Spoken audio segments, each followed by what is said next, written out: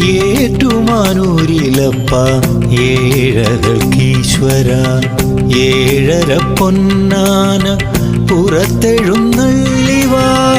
ഏറ്റുമാനൂരിലപ്പ ഏഴകൾക്കീശ്വര ഏഴര പൊന്നാന പുറത്തെഴുന്നള്ളിവാ.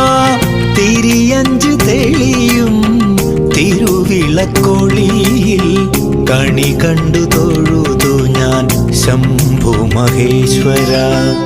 ഏറ്റുമാനൂരിൽ വിശ്വനാഥ ഏറ്റുമാനൂരിലപ്പ ഏഴകൾക്കീശ്വര ഏഴര പൊന്നാന പുറത്തെഴുന്നള്ളിവാ.